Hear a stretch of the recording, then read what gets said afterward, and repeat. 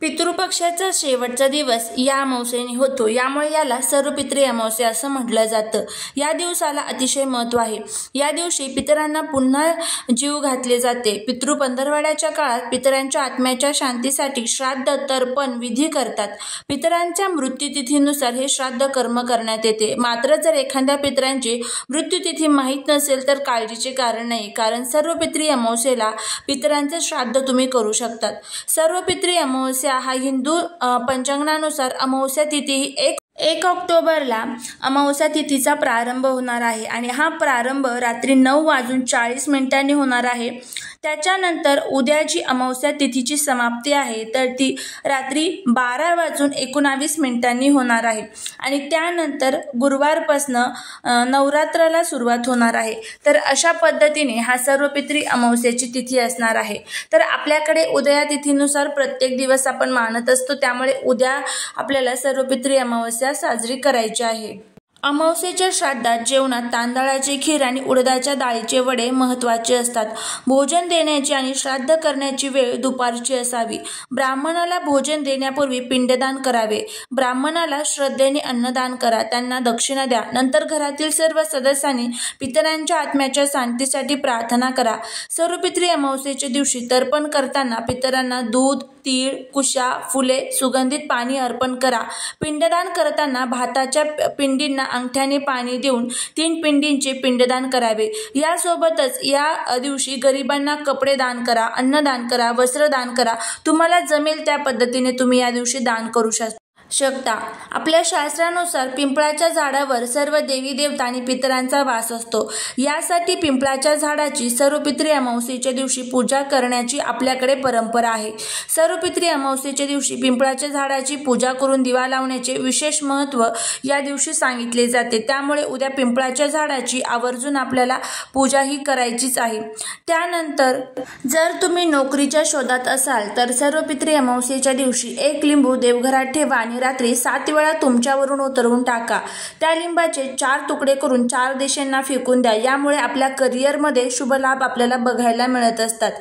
आपल्या घरातील ईशान्य कोपऱ्यात गाईच्या तुपाचा दिवा लावा आणि यासाठी जी आपण वात वापरणार आहोत तर त्यामध्ये लाल रंगाच्या धाग्यापासून तयार केलेली वात ही आपल्याला वापरायची असते। दिव्यात केसर आणि काळे तीळ आवर्जून घाला, यामुळे आपल्या घरातील आर्थिक परिस्थिती सुधारण्यासाठी मदत होत असते। तर ह्या छोटे छोटे उपाय आणि ह्या छोट्या छोट्या सेवा आपल्याला करायच्या आहेत। या दिवशी आपण आपल्या घरामध्ये पितृस्तोत्र जे आहे तर त्याचं पठण हे आवर्जून करावं। आपल्या पूर्वजांचं स्मरण करावं। तुम्हाला त्यांची नावं येत असेल तर त्यांची नावंही तुम्ही घेऊ शकता। तुमची जर तिथी या दिवशी असेल तर आवर्जून तुम्हाला तुमच्या तिथीला जे काही तुम्ही जेवण बनवता तर ते तुम्हाला तुमच्या पितरांसाठी बनवायचं आहे। त्यानंतर आता बघा, उद्या प्रत्येकाने दही भाताचा हा उपाय करायचाच आहे। तुम्ही तुमच्या पितरांना दुसरं काहीही खाऊ घातलं नसेल तरीही चालेल, हा दही भात जो आहे तर तो आपल्याला आपल्या पितरांसाठी ठेवायचा आहे। यामुळे काय होणार आहे तर आपल्या घरातील नकारात्मकता, इडापिडा, शत्रुबाधा, शत्रुदोष, वास्तुदोष, घरातील पितृदोष, दारिद्र्य दूर होऊन आपल्या घराची खूप मोठ्या प्रमाणामध्ये प्रगती होईल। दही भात हा पितरांचा नैवेद्य असतो। तर आता हा दही भात कशा पद्धतीने ठेवायचा आहे तर ते बघा। आता तुम्हाला 2-3 उपाय मी सांगणार आहे या दही भाताचे। तुम्हाला जमेल ते उपाय तुम्ही करू शकता। तुमच्या सोयीनुसार तुम्ही हे उपाय करा। जर 3ही जमले तर 3 करा, 1 जमला तर 1 करा। तुमच्या सोयीनुसार तुम्ही हे उपाय करू शकता। तर सर्वात प्रथम काय करायचं आहे, आता जो भात आपण घेणार आहोत तर तो शिळा वगैरे असा नको। तुम्हाला हा भात नवीन शिजवायचा आहे। यामध्ये मीठ टाकायचं नाही, अगदी थोडासा शिजवायचा, खूप जास्तही शिजवायची गरज नाहीये। आता सर्वात पहिला उपाय आहे तर तो म्हणजे आपल्या पितरांसाठी आपल्याला दही भाताचा नैवेद्य दाखवायचा आहे। तर आता हा नैवेद्य कसा दाखवायचा तर एका प्लेटमध्ये तुम्हाला काय करायचं आहे, भात घ्यायचा आहे। त्यावरती तुम्हाला थोडेसे काळे तीळ टाकायचे आहे, थोडंसं दही टाकायचं आहे। त्यानंतर एक दिवा प्रज्वलित करून घ्यायचा आहे, त्यामध्ये मोहरीचं तेल टाकायचं आहे। त्या दिव्यामध्ये सुद्धा काळे तीळ टाकायचे आहे। त्याच्यानंतर काय करायचं आहे, तुम्हाला तुमच्या घराचा मध्यभाग बघायचा, कुठे आहे तुमच्या घराचा मध्यभाग आणि तिथे तुम्हाला दक्षिण दिशेला तोंड करून बसायचं आहे। खाली बसण्यासाठी आसन घ्यायचं। जो दिवा आपण ठेवलेला आहे तर त्याच्या खाली थोडेसे तांदूळ ठेवायचे किंवा प्लेट वगैरे ठेवा आणि त्यावरती तो दिवा ठेवा। दही भाताची जी प्लेट आहे तर त्याच्या खाली अगोदर पाण्याने भरीव मंडल काढायचं, त्यावरती ती प्लेट ठेवायची आणि थोडंसं पाणी घेऊन त्या प्लेट भोवती 3 वेळेस तुम्हाला ते पाणी अंगठ्याच्या साईडने तुम्हाला 3 वेळेस ते पाणी सोडायचं आहे आणि ओम पितृदेवाय नमः या मंत्राचा जप करायचा आहे। आता हा जो नैवेद्य आहे पितरांना प्रार्थना करायची आहे की हा नैवेद्य मी तुमच्यासाठी ठेवलेला आहे आणि त्यानंतर त्यांना प्रार्थना करायची आहे की घरातील जे काही दोष अडचणी आहेत तर त्या दूर होऊ द्या, तुमची कृपा सदैव या घरावरती राहू द्या, अशी आपल्याला त्यांना प्रार्थना करायची आहे। त्यानंतर ही प्लेट उचलायची आणि दिवा जर शक्य असेल उचलणं तर तोही उचलू शकता आणि तुम्हाला ही प्लेट जी आहे तर यातला जो दही भात आहे तर तो तुम्हाला तुमच्या घरातून बाहेर येऊन कावळ्याला खायला ठेवायचा आहे। कोणत्याही पशुपक्षींनी तो खाल्ला तरीही चालेल किंवा मग पिंपळाचं झाड तुमच्या आजूबाजूला कुठे असेल तर त्या पिंपळाच्या झाडाखाली तुम्ही हा दही भात जो आहे तर तो ठेवा आणि जो दिवा आपण घेतलेला आहे तर तोही तुम्हाला तिथे ठेवायचा आहे पिंपळाच्या झाडाखाली। कावळा पशुपक्ष्यांना खायला ठेवला तरीही चालेल किंवा पिंपळाच्या झाडाखाली ठेवा, तुमच्या सोयीनुसार तुम्ही ठेवू शकता। हा एक पहिला उपाय आपल्याला आपल्या घरातील पितरांसाठी त्यांना नैवेद्य अर्पण करण्यासाठी करायचा आहे।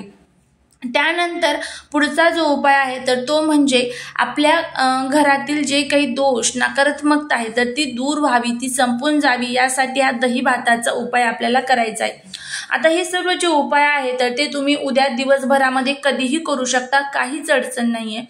काय करायचं आहे, सर्वात प्रथम तुम्हाला थोडासा दही भात तयार करायचा आहे, त्यावरती थोडेसे काळे तीळ टाकायचे।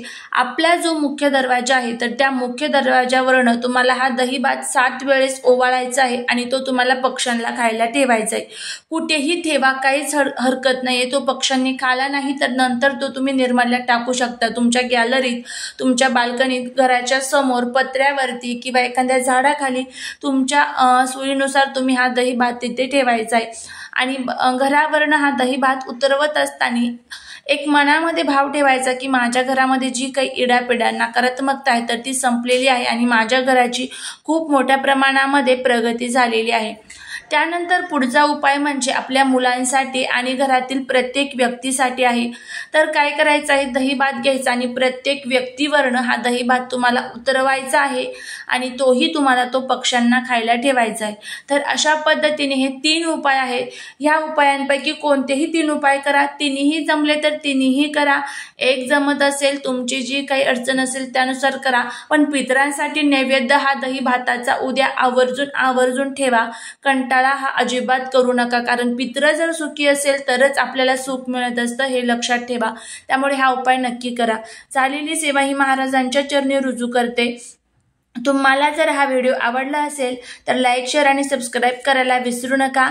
भेटूया पुढच्या एका छानशा नवीन व्हिडिओ सोबत। श्री स्वामी समर्थ।